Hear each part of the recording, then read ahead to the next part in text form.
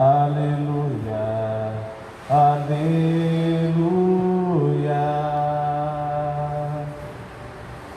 O Senhor esteja convosco.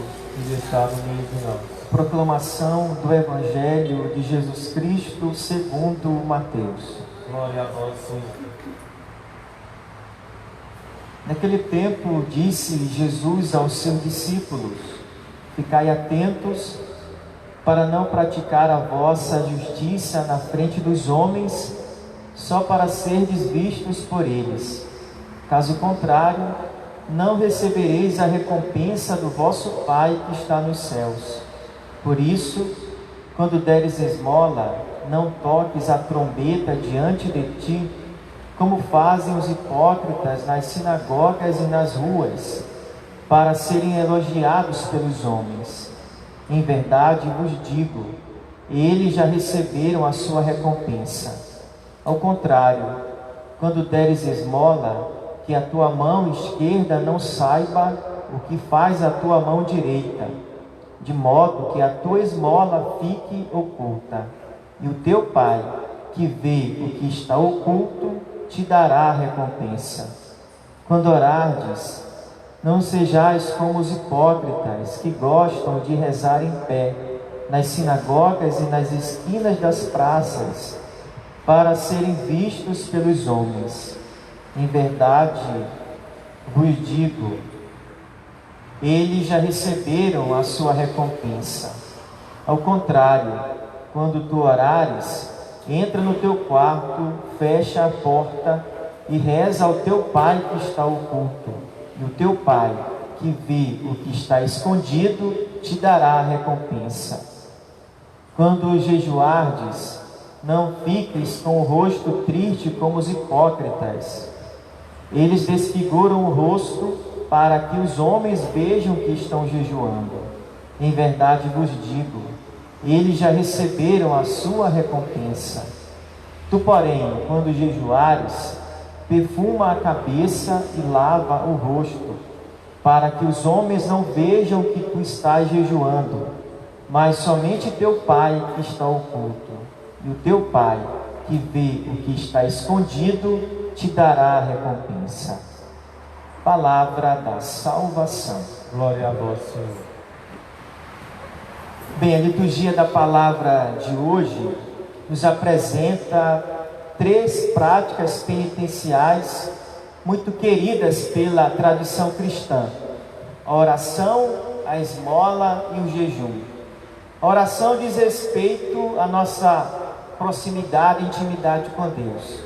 A esmola nós podemos interpretar também como a caridade fraterna, como o amor ao próximo através do gesto concreto. E por último, o jejum, do qual eu quero falar um pouco mais nessa homilia. A gente percebe por que será que nós cristãos temos que fazer jejum, temos que jejuar, uma vez que o alimento material é tão importante, tão fundamental para a nossa vivência e para o nosso sustento. Como que nós vamos nos abster de algo, nos privar de algo tão importante e tão fundamental para a nossa vida, ou seja, o alimento material? Uma das possíveis respostas, no sentido espiritual, que nós encontramos a partir das Sagradas Escrituras e da tradição da Igreja, que nós temos que jejuar para evitar o pecado e tudo aquilo que ele conduz, que ele nos leva, para evitar o pecado, em primeiro lugar. Se a gente for folhear a palavra de Deus, já nas primeiras páginas, lá no livro do Gênesis, o Senhor Deus pediu aos nossos primeiros pais, Adão e Eva, que não comessem do fruto proibido. Ou seja, vocês podem comer todos os frutos daqui desse jardim, exceto daquela árvore da ciência do bem e do mal. Se vocês comerem desse fruto proibido, vocês vão morrer. Pois bem, eles foram justamente comer o fruto proibido da árvore, da ciência do bem e do mal. Se eles tivessem colocado em prática o jejum, eles evitariam o pecado e estariam o quê? No estado de graça. Mas uma vez que eles comeram do fruto proibido, olha o que aconteceu. Eles não colocaram em prática então o jejum. São Basílio, quando vai comentar essa realidade do livro do Gênesis, ele vai falar que o jejum já foi nos recomendado desde o paraíso. Então, a serpente enganadora, a serpente sedutora, seduziu Eva a partir da boca, ou seja, da comida, do prazer de comer. Se a gente perceber, essa serpente ainda continua por aí afora, porque ela continua a seduzir muitos cristãos pela boca, ou seja, pela comida, né? No prazer de comer. E come. Nós podemos interpretar até mesmo como o pecado da gula, ou seja, não consegue se abster diante daquele prato prazeroso, né? E não come somente o necessário, mas sempre passa além do normal, ou seja, excessos, que leva até mesmo depois a ficar empanturrado e passar mal. Quem aqui já passou mal de tanto comer? Eu já. Né, diante daquele prato lá fumaçando quentinho, olha, aí a gente vai lá e come uma vez, olha, aí não, já deu, mas não deu não, porque fica ali, né, água na boca, e vai lá, não, só mais um prato, aí vai, ai, que gostoso, vai só mais um pouquinho, quando vê, ó, já está até aqui, ó, empanturrado e passando mal. Então hoje, nós cristãos não temos muitas vezes mais aquele controle no nosso comer. Como é que nós cristãos, que não conseguimos controlar aquilo que comemos, como que nós vamos querer resistir diante de uma tentação do pecado? O jejum, na verdade, é um grande treinamento espiritual para resistirmos ao pecado, para evitarmos o pecado e aquilo que ele nos leva. Se não vem a tentação e a gente não tem mais aquela firmeza, aquela parresia, aquela ousadia, aquela intrepidez de dizer não, afasta-te de mim, Satanás, afasta-te de mim, tentação. Hoje não, muitos cristãos não têm mais essa têmpera, essa ascese, né? Essa subida, não quero. Muitos cristãos hoje vem a tentação, aí ao invés de resistir, não, vem para cá, eu te quero, é tão gostoso, né? Vem para cá, aí abraça, né? Olha aí, ó, não tem mais resistência alguma. Por quê? Porque falta um treinamento espiritual, que é o jejum, fazer jejum. Então, essa palavra vem nos ensinar, ou melhor, vem nos convidar a retomarmos o jejum. Para aqueles que fazem, a continuar a jejuar, mas para aqueles que sumiu esta palavra do seu dicionário espiritual, a retomar o jejum. Olha, gente, talvez seja por isso que o pecado esteja por aí afora, né? Sem controle nenhum, porque se perdeu o sentido espiritual do jejum. Ninguém mais faz jejum. Os da igreja, que são de dentro da igreja, já não fazem, imagina os de fora.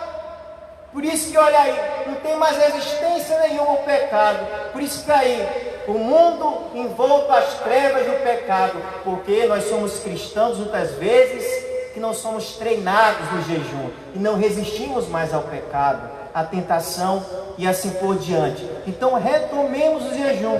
Eu sei que tem muitas pessoas que não podem jejuar por motivo de saúde, tem que se alimentar de 3 em 3 horas, se não me engano, quem é diabético. Tudo bem, a saúde em primeiro lugar. Outras pessoas não jejuam por outros motivos de saúde. Tudo bem, em primeiro lugar a vida, a saúde. Mas existem jejuns tão simples que nem parece que é jejum, mas é jejum. E eu aconselho outra coisa: se não pode fazer jejum por motivo de saúde, faça pelo menos uma mortificação. A mortificação, o jejum, não se faz somente no tempo da quaresma, minha gente. Muitas pessoas falam, os padres falam tanto de jejum, de mortificação, alguns pelo menos, no tempo da quaresma, Ah, então é só para a quaresma. Não é só para a quaresma, não. Claro, nós vivemos de maneira intensa na quaresma, para uma preparação para vivermos bem a Páscoa. Mas o jejum, a mortificação, meus irmãos e minhas irmãs, olha, é todo o tempo litúrgico. Então, retomemos esta prática.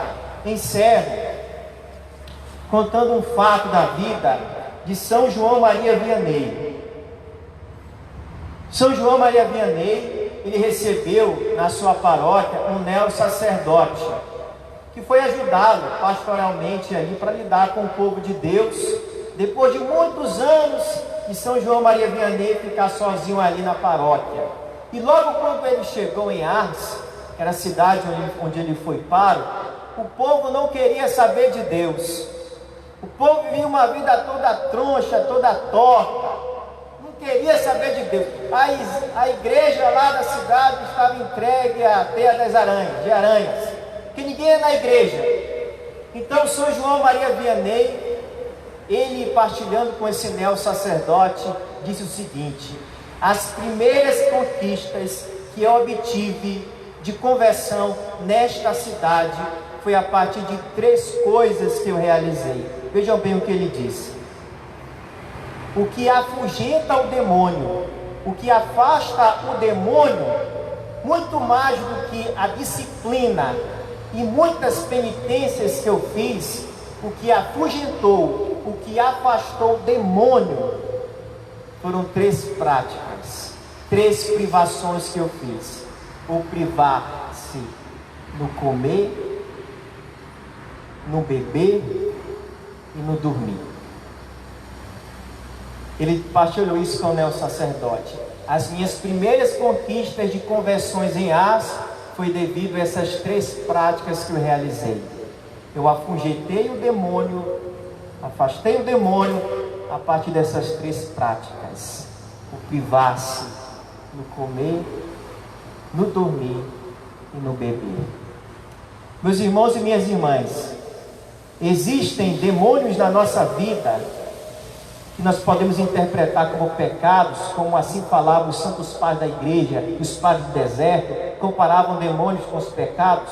Então existem pecados na nossa vida que não somente serão expulsos pela oração, mas sobretudo pelo jejum, pelo privar-se no comer, no beber ou no dormir, principalmente no jejum.